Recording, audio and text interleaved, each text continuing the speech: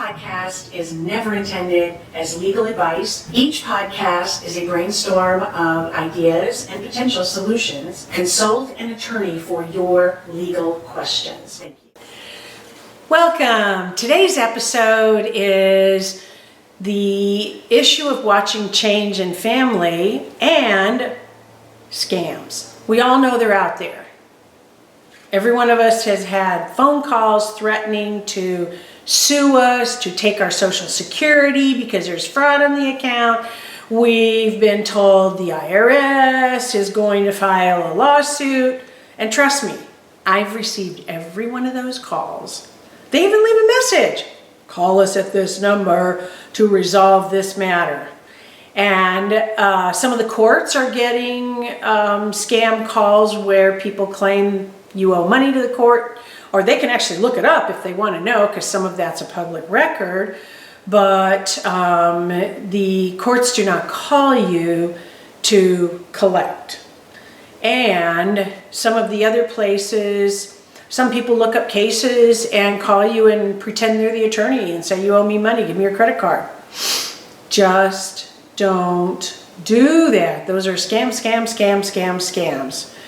We've had another one in our county where every time somebody records a document, if it's a piece of real property, a company sends out a letter that says, oh, if you pay us $80, we'll send you a certified copy. And you have to make that decision in the next 2 weeks or you won't be able to get one. And that's not true. Number one, you didn't need the certified copy. If you did, whatever you recorded, you could have purchased. Number two, at least in most states, number two is that the short window of demand was done in case you couldn't get an answer from somebody on the validity. Well, now these government agencies and the courts are posting on their websites about these scams. They're so prevalent. It's a shame, but people who used to come to our front door and try and talk us out of money just have a different avenue. So I don't see it as a negative. It's just that there's mischief in the world, and that's a portion of it. But trust me, when I had a family member who had just been awarded Social Security disability and then received this phone call saying there's a fraud on your Social Security account, my family member was beside themselves. How could they know? How could this be possible? And nobody knows. Nobody knows about it. The call was what you term a robocall. It was an auto dialer that just picked a number, and it happened to be a human being. And it happened to connect something with that person, but the caller really didn't know. And most of them have known that they know they're scams when they're calling, and I've yelled at a few of them and told them we're going to take you down, and one of them said to me, good luck, and hung up. And I thought, these are really aggressive scammers. So what did I do with my parents? That's the big thing. I taught my parents, and they were very good about it. When anyone called to sell them anything or ask them for anything, my mother was good. She would start yelling in the phone going, hello, I can't hear you. I mean, really loud. La, hello, where'd you go? And they would eventually hang up. It's a great way to handle that. Highly recommend it. Then you don't have to listen to the spiel. You don't have to say, no, thank you, goodbye.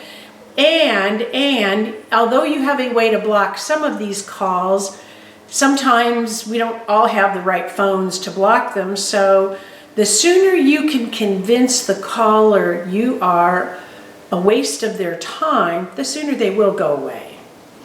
You may have revisits, you may have frequent calls. Now, how do you know your parents not getting that call saying they've won all these items and just send us some money and we'll get them to you? You don't. You don't know, because you can't be with your family 24/7. So if your family has a phone that you can check on the calls that come in and the duration, that's wonderful.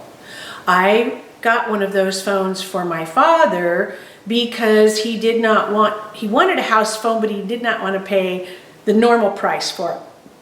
And so this phone logged all the calls, and it worked with an internal house phone with the cordless remotes, and it was great. It was great. And he kept the same number because you can port those now. But in a nutshell, if you can gain access to your family's phone records, you have another check and balance to follow up on. You can ask your family, but guess what? They may not remember.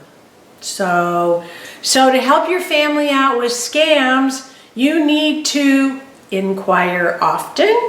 If you don't live in the neighborhood, call. Gee, has anyone called you to tell you blah, blah, blah? And see if the family member remembers. And then following up on checking on the phone logs is a great one. If you have a blocking capability, I would use that often.